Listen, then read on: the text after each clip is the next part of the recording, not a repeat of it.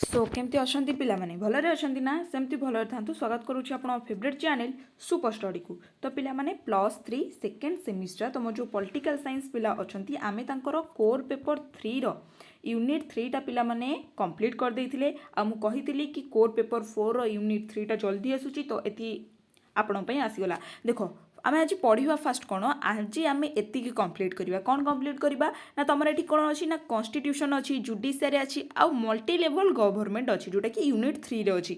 तो आज ता भितर आम कौन कवर करवा ना कॉन्स्टिट्यूशनलिज्म एंड नियो कॉन्स्टिट्यूशनलिज्म आउ constitution in democratic and authoritarian state. Fast तुम मुझे जो डेमोक्रेटिक आउ अथॉरिटेरियन स्टेट माने तो तुम कौन बुझीपार माने गोटे हूँ कॉन्स्टिट्यूशनटा गोटे गणतांत्रिक राष्ट्र रे केमिति होउची आउ प्रभुत्ववादी राष्ट्र रे कौन। जदि तुम यही दुईटा कन्फ्यूजटा तुम क्लीयर हो गला ताले तुम फाइनाली आपको लिखिपार। एटा तो माने लंग क्वेश्चन आसबनी जदि आसब 5 मार्क आसब कि कॉन्स्टिट्यूशनलिज्म कॉन्स्टिट्यूशनल डेमोक्रेसी स्टेट रे अथॉरिटेरियन स्टेट रे केमिति अछि कौन 5 मार्क क्वेश्चन आसो। तो फास्ट तुम डेमोक्रेसी तुम जानिच कि गणतंत्र राष्ट्र रे सब जिनस ठीक ठाक भाव में चले। बट जो प्रभुत्व बा अथॉरिटेरियन स्टेट अच्छी सेठी केवल कौन ना सेठी केवल प्रधानमंत्री सेठी जनसाधारणंकर बिल्कुल भी वैल्यू नहीं। आ जोटी जनसाधारणंकर वैल्यू नहीं सेठी कौनसी जिनस काम करिवो कि सेठी सब मनमानी काम हम बुझीपार एतिकी जिनस। जदि भी बुझीपारुन ताले कमेंट करो ताले मु नहीं आसी वीडियो मुझे जानूँ पिला किसी तो रेस्पॉन्ड करूना ताने मुझे भावी पे बुझीपार तुम जब रेस्पॉन्ड कर नेक्स्ट वीडियो आनिबी आ उपरे। तो चलो आज देखा कॉन्स्टिट्यूशनलिज्म कौन नियो कॉन्स्टिट्यूशनलिज्म कौन। ठीक अच्छे चलो ये देख मु पढ़ी दूची अक्षर तो टिके खराब अच्छी छाड़ देला कौन कि संविधानिक बाद एक राजनैतिक तत्व जहाँ सरकार क्षमता को सीमित करे। एतिकी बुझीला कि एटा जो संविधानिक बाद रहा कॉन्स्टिट्यूशनलिज्म आम ये पढ़ुचे ना कि कॉन्स्टिट्यूशन पढ़ुचे। कॉन्स्टिट्यूशन माने हेला संविधान कॉन्स्टिट्यूशनलिज्म माने हेला कौन ना सांविधानिक बाद। तो ये कौन कहला कि सांविधानिक बाद एक राजनैतिक तत्व कौन सांविधानिक बाद कौन ना एक राजनैतिक तत्व जहाँकि सरकार क्षमता को सरकार पाखे जी पावर अच्छी ताकू सीमित रखे ताकू गोटे कोठरी भितर बांधिकी रखे किए ना संविधानिक बाद।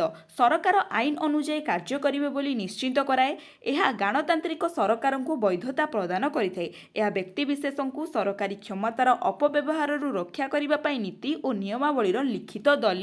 तो संविधानिक बाद कौन ना संविधानिक बाद हूँ गोटे लिखित दलिल माने बुझ लेखा होता एक कहीपर आम कागज कहीपर कि गोटे पटिले लेखा होता जिनस सी कौन करे ना से सरकार को सीमित रखे सरकार मनमानी करे सरकार को केतेक आईन भितर रखे एवं से कहे कि सरकार होउछंती कौन ना गोटे आईन अनुଯାयी से सरकार कार्य करेंगे एवं से सरकार को गोटे गणतांत्रिक सरकार भाव वैधता प्रदान करें। आ प्रत्येक लोक पिला माने एटा केवल सरकार नुहे गोटे काइंडफुली मन रखु संविधानिक बाद केवल सरकार नुहे संविधानिक बाद व्यक्तिविशेष भी व्यक्तिविशेष जितेबाला सरकार क्षमता को अपव्यवहार करें से ताकू रोकवाई किसी आईन तैयारी करें। आम जोटा कि नॉर्मल लाइफ रे भी आम देखुचे कि जदि भी किए गोटे चोरी करुच्ची ताहले आईन अनुଯାयी दंड दिया यही आईनटा कौटी अच्छी पिला माने ना यही आईनटा सांविधानिक बादर अच्छी बुझीगला। जीवा नेक्स्ट यह एक धारणा उपरे आधारित यह एक कौन ना धारणा उपरे आधारित यह सरकार क्षमतारू सॉरी यह सरकार क्षमता संविधान आसे। यह कौन कहते ये जो सरकार क्षमता सरकार पाखे जो क्षमता अच्छी से हूँ कौन ना संविधान आसे एवं संविधान नियम द्वारा सरकार सीमित अटे। संविधान जेतिक नियम अच्छी से कौन ना सरकार सीमित अटे। यह एक गणतांत्रिक सरकार गठन पाई मार्ग दर्शाई थाए। यह कौन करे ना गोटे गणतांत्रिक सरकार मार्गदर्शन कराई। यह समस्त नागरिक अधिकार एवं स्वाधीनता दाबी करें। यह एक मुख्य लक्ष्य होउची कौन ना आईन को प्रभावशाली भाव में कार्यकारी करबा। यार मुख्य उद्देश्य जो संविधान बाद रहिला बा कॉन्स्टिट्यूशनलिज्म रहिला तार मुख्य एम्स होची जो आमर आईन रो शासन रहिला ना ताको केमती आमे प्रभावशाली भाव में आम देश में कार्यकारी करई परिबा। एतिक बुझ पालो कि संविधानिक बाद कौन बुझेला। संविधानिक बाद एटी जीवा संविधानिक बाद दीटा भाग में विभक्त बा क्लासिफिकेशन वर्गीकरण आम देखा। गोटे संविधानिक बाद है कौन ना आईनगत संविधानिक बाद जहाँ आम लीगल कॉन्स्टिट्यूशनलिज्म कहूचे। आ गोटे हूँ राजनैतिक संविधानिक बाद जहाँ आम पॉलिटिकल कॉन्स्टिट्यूशनलिज्म कहूचे बुझेला। ଏଇଠି ଦେଖ କି ଲିଗାଲ କନଷ୍ଟିଟ୍ୟୁସନାଲିଜିମ୍ କ'ଣ, ଆଇନଗତ ସାମ୍ବିଧାନିକବାଦ କ'ଣ। ଦେଖ ପିଲାମାନେ, ଯେତେବେଳେ ବି ଗୋଟିଏ ସରକାର ସୃଷ୍ଟି ହୁଏ, ଏବେ ତାମିଲନାଡୁରେ ବିଜୟ ଥାଲାପତି ସରକାର ଗଠନ କରିଛନ୍ତି, ସିଏ ହେଉଛନ୍ତି ସିଏମ୍, ବୁଝିହେଲା। ତ ଏଇ ଯେଉଁ ସିଏମ୍ ହେଲା ନା, ସେ ସିଏମ୍ ହେବା ପରେ ସେ ତିନିଟା ଜିନିଷ ଆଇ ଥିଙ୍କ ଆନାଉନ୍ସ କରିଛନ୍ତି। ଗୋଟିଏ ହେଉଛି 200 ୟୁନିଟ୍ ଯାଏ ତୁମର ଆଇନ ଫ୍ରି। ଦ୍ୱିତୀୟଟା ହେଉଛି ଯେତିକି ବି ଡ୍ରଗ୍ସ ମାଫିଆ ମାନେ ତାମିଲନାଡୁରେ ଅଛନ୍ତି ସେମାନଙ୍କ ପାଇଁ ଗୋଟେ ନୂତନ ପଞ୍ଜୀକରଣ କରିଛନ୍ତି, ନୂତନ ପଞ୍ଜୀକରଣ ନୁହଁ, ନୂତନ ଗୋଟେ ସ୍କ୍ୱାଡ୍ ଗଠନ କରିଛନ୍ତି, କେମିତି ସେ ଜିନିଷଟାକୁ କ'ଣ ରୋକିପାରିବେ, ଯେଉଁ ଡ୍ରଗ୍ସ ଅଛି ମାଫିଆ ଅଛି। ଥାର୍ଡ଼ ହେଉଛି ନାରୀମାନଙ୍କର ସୁରକ୍ଷା ପାଇଁ ବି ସେ ଗୋଟେ କମିଟି ଗଠନ କରିଛନ୍ତି। ଏଇଟା କିଏ ନା ସିଏମ୍, ଏଇ ତିନିଟା ମାନେ ଶପଥ ପାଠ କରିବାର ଇମିଡ଼ିଏଟଲି ହିଁ ଏ ତିନିଟା ଯାକୁ ସେ ଘୋଷଣା କରିଛନ୍ତି। କିଏ? ତାମିଲନାଡୁର ମୁଖ୍ୟମନ୍ତ୍ରୀ ଯିଏକି ଆମର ବିଜୟ ଥାଲାପତି ଅଛନ୍ତି। ତ ସେଇ ସିଏମ୍ ଯେଉଁ ଏଇ ଯେଉଁ ତିନିଟା ଜିନିଷ କଲେ ନା, এইটাକୁ ଆମେ କହିବା ପଲିଟିକାଲ କନଷ୍ଟିଟ୍ୟୁସନାଲିଜିମ୍। ମାନେ କ'ଣ ନା, ଏଠି ଜଣେ ପଲିଟିକାଲ ପାର୍ଟି ହିଁ ଏଇ ଜିନିଷଟାକୁ ଲିଖିତ କରିଛି, ଆଉ ଏଇଟାକୁ ସେ ପ୍ରଭାବଶାଳୀ ବି ହେବ, କାରଣ ସିଏମ୍ ଅଛନ୍ତି ନା, ସେ ସବୁଠୁ ହେଡ୍ ଅଛନ୍ତି। ବଟ୍ କିଛି ଜିନିଷ ପିଲାମାନେ ଆଇନଗତ ଲିଖିତ ଉପାୟରେ ଥାଏ, ଆଇନଗତ ଯେଉଁଟାକି ପ୍ରପର୍ ସିଏ ବିଜୟ ଥାଲାପତି ହେଉ କିମ୍ବା ପ୍ରଭାସ ଆସୁ କିମ୍ବା ଅଲ୍ଲୁ ଅର୍ଜୁନ ଆସୁ କିମ୍ବା ନାଗା ଚୈତନ୍ୟ ଆସୁ, ଯିଏ ବି ଆସୁ, ଏଇ ଯେଉଁ ସମ୍ବିଧାନବାଦକୁ ସେ କେବେ ବି ଏଡ଼େଇ ପାରିବନି। ସେ ତାର ନୂତନ କିଛି ଗୋଟେ କ୍ରିଏଟ୍ କରିପାରିବ, ବଟ୍ ଆଇନଗତ ସମ୍ବିଧାନବାଦକୁ ସେ କେବେ ବି ଏଡ଼େଇ ପାରିବ ନାହିଁ। କିଏ ନା ଏଇ ଯେଉଁ ଆଇନଗତ ସମ୍ବିଧାନବାଦ ରହିଲା, ଏଇଟା ହେଉଛି ଲିଖିତ, ଏଇଟା କମ୍ପଲସରି, ସେଇଟା ସମସ୍ତଙ୍କ ପାଇଁ, ଯିଏ ବି ଆସୁ XYZ। ବଟ୍ ଏଇ ଯେଉଁ ରାଜନୈତିକ ସମ୍ବିଧାନବାଦ ରହିଲା, ସେ ହେଉଛି କ'ଣ ନା, ଯେଉଁ ପଲିଟିକାଲ ପାର୍ଟି ଆସନ୍ତୁ, ଆମ ଓଡ଼ିଶାରେ ଏବେ ବିଜେପି ଅଛି, ବିଜେପି ତାର ଗୋଟେ ନୂଆ ଯେମିତିକି ସୁଭଦ୍ରା ଯୋଜନା, ସେଇଟା ଗୋଟେ ରାଜନୈତିକ ସମ୍ବିଧାନବାଦ ଆମେ କହିପାରିବା, ହେଲା। ତ ଏ ହେଉଛି ଜିନିଷ। ତବେ ଏବେ ଲେଖିବ କ'ଣ ନା, ଦେଖ ଆଇନଗତ ସାମ୍ବିଧାନିକବାଦ ହେଉଛି ଏକ ଲିଖିତ ଏବଂ ପ୍ରଧାନ ସାମ୍ବିଧାନିକ ବାଦ, ଯାହା ସମସ୍ତଙ୍କ ପାଇଁ କ'ଣ ଲିଖିତ ଭାବରେ କାର୍ଯ୍ୟ କରିଥାଏ। କୌଣସି ବ୍ୟକ୍ତି କୌଣସି ପ୍ରକାରରେ ଏହି ଆଇନଗତ ସାମ୍ବିଧାନିକ ବାଦକୁ ପରିବର୍ତ୍ତନ କରିପାରିବ ନାହିଁ। ଏହା ସମସ୍ତଙ୍କ ପାଇଁ ସମାନ ଏବଂ ସମସ୍ତେ ଏହାର ସଦୁପଯୋଗ କରିବା ପାଇଁ ବାଧ୍ୟ। ଲେଖିଲ, ଏତିକି ଯଥେଷ୍ଟ। ଏବେ ଆସିବ ରାଜନୈତିକ ସାମ୍ବିଧାନିକ ବାଦ। ରାଜନୈତିକ ସମ୍ବିଧାନ ହେଉଛି ଗୋଟେ ରାଜନୈତିକ ପାର୍ଟି କହିପାରିବ, ରାଜନୈତିକ ଦଳ। ରାଜନୈତିକ ଦଳର ମୁଖ୍ୟ ଅଟେ। କୌଣସି ରାଜନୈତିକ ଦଳ ଶପଥ ପାଠ କରିବା ପରେ ସେ ତାହାର କିଛି ନିଜସ୍ୱ କିମ୍ବା ସମାଜ ପାଇଁ କିମ୍ବା ତାର ପ୍ରଜା ନୁହଁ, ତା ଜନତାଙ୍କ ପାଇଁ କିଛି ଗୋଟିଏ ଯଦି କରୁଛି, କିଛି ଗୋଟିଏ ସ୍କାମ୍ ବା କିଛି ଗୋଟେ ଉତ୍ପନ୍ନ କରୁଛି, ତାହାକୁ ହେଲେ ଆମେ ରାଜନୈତିକ ସାମ୍ବିଧାନିକବାଦ କହିପାରିବା। ଠିକ୍ ଅଛି। ଏଇ ଜିନିଷଟା ପିଲାମାନେ ମୁଁ ମନରୁ କହିଛି ନା, କି ମୁଁ ଏଟା ମୋ ପାଖରେ କିଛି କପି ଅଛି ନା, କିଛି ନାହିଁ। ଏଇ ଜିନିଷଟା କାରଣ ମୁଁ ଯାହା ଏଠୁ ବୁଝିଲି ସେଇ ଜିନିଷଟା ତମକୁ କହିଲି, ତମେ ବି ଆଧରୁ ଯାହା ବୁଝିବ ସେଇ ଜିନିଷଟା ଲେଖିବ। ଏଇଟା ହେଉଛି କଥା। ତାପରେ ଏବେ ଯିବା ସାମ୍ବିଧାନିକବାଦର ବୈଶିଷ୍ଟ୍ୟ କ'ଣ। ଦେଖ କ'ଣ ନା, କ୍ଷମତାର ବିଭାଜନ କରିବା। ତମେ କହିବ କ୍ଷମତାର କେମିତି ବିଭାଜନ ହେବ ନା, ସେଇଟା ରାଜନୈତିକ ସାମ୍ବିଧାନିକ ବାଦ ହେଇଯାଉ, ଭଲସେ ମୁଁ ଏଇଠି ଦେଖିଦେଉଛି, ସେଇଟା ରାଜନୈତିକ ସାମ୍ବିଧାନିକ ବାଦ ହେଇଯାଉ କିମ୍ବା ଆଇନଗତ ସାମ୍ବିଧାନିକ ବାଦ ହେଇଯାଉ, ପ୍ରକୃତରେ କ'ଣ ସିଏମ୍ ଡାଇରେକ୍ଟଲି ତାକୁ କାର୍ଯ୍ୟକାରୀ କରିବେ? ସେ କିଛି MLA କୁ ଦେବେ, କିଛି ସରପଞ୍ଚକୁ ଦେବେ, କିଛି ୱାର୍ଡ଼ ମେମ୍ବରକୁ ଦେବେ। ଏହି ଦ୍ୱାରା ହିଁ କିଛି ପୋଲିସ ଅଫିସରମାନଙ୍କୁ ଦିଆଯିବ। ଏହି ଦ୍ୱାରା ହିଁ ସେ କ୍ଷମତାର ବିଭାଜନ ହୋଇଥାଏ। ବୁଝିପାରିଲ? କ୍ଷମତାର ବିଭାଜନ କ'ଣ? ଉତ୍ତରଦାୟୀ ସରକାର। ଆମେ ଜାଣିଛେ ଆମର କିଛି ବି ପ୍ରୋବ୍ଲେମ୍ ହେଉଛି, ଆମେ ସରକାରଙ୍କ ଉପରକୁ ଆଙ୍ଗୁଠି ଉଠାଉଛେ। ଲୋକପ୍ରିୟ ସାର୍ବଭୌମତ୍ୱ ବି ଜାଣିଛେ। ଜନପ୍ରିୟତା ଏଠି ସବୁଠାରୁ ଶ୍ରେଷ୍ଠରେ। ଲୋକମାନେ ହିଁ ଆଗରେ, ଲୋକମାନେ ହିଁ କହିପାରିବା ମେନ୍ ଏକ ଗଣତାନ୍ତ୍ରିକ ରାଷ୍ଟ୍ରରେ କହିବା। ଆଇନର ଶାସନ ତମେ ତ ଜାଣିଛ, ଏଠି ସର୍ବ ଉପରେ ଆଇନ ଅଛି।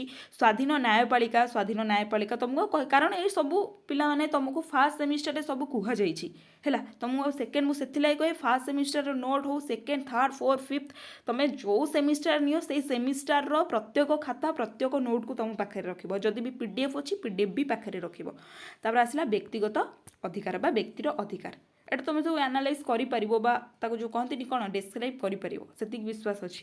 ତାପରେ ଏବେ ଯିବା କେଉଁଠିକି ନା, ସମ୍ବିଧାନବାଦର କାର୍ଯ୍ୟ କ'ଣ। ଦେଖ, ସମ୍ବିଧାନବାଦ ରାଜନୈତିକ ସମ୍ପ୍ରଦାୟର ସୀମା ଘୋଷଣା ଏବଂ ପରିଭାଷିତ କରିଥାଏ।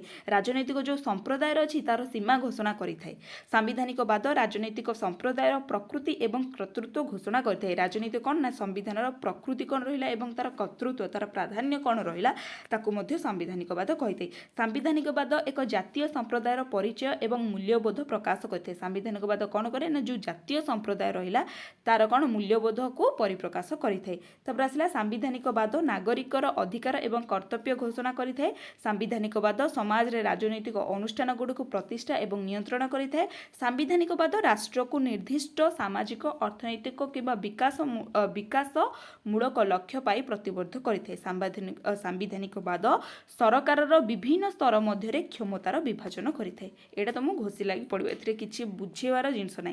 एबे देखिबा नूतन सांविधानिकवाद कौन कौन देला नूतन सांविधानिकवाद कौन देखिबा सॉरी वर्तमान विश्व राजनैतिक अर्थनैतिक आईनगत एवं न्यायिक ढांचा को ही नूतन सांविधानिक कहुए। वर्तमान जहाँ सब देखा ना ताकू सब नूतन सांविधानिकवाद ही कहुए। यह शास्त्रीय नव उदारवाद ढांचा चिंताधार उत्पन्न एवं नूतन विश्वक्रम को प्रोत्साहित करुथिबा राजनीतिक नीतिगुड़िकर एक व्यवस्था को प्रतिनिधित्व करे। कौन कहला कि ये जो शास्त्रीय नव उदारवाद रहा से ही ढांचार ही उत्पन्न होइए। कौन आर मुख्य उद्देश्य कौन ना नूतन विश्वक्रम को ही ये प्रोत्साहित कही किए ना नूतन सांविधानिकवाद। यार लक्ष्य हेउछि कौन ना यार लक्ष्य हेउछि सांविधानिक ढांचा माध्यम आंचलिक बा जातीय स्तर को विश्व स्तर को स्थानांतर करी गणतांत्रिक एवं अर्थनैतिक अभ्यास गुड़ी को पृथक करवा। यही परिवर्तन उद्देश्य होउछि विश्वर सर्वोच्चता सृष्टि करवा एवं एक मुक्त पुंजीवादी व्यवस्था को प्रोत्साहित करवा। नूतन सांविधानिकवाद ढांचा माध्यम अनेक विश्व आर्थिक प्रतिष्ठा क्षमता हासिल करिछि।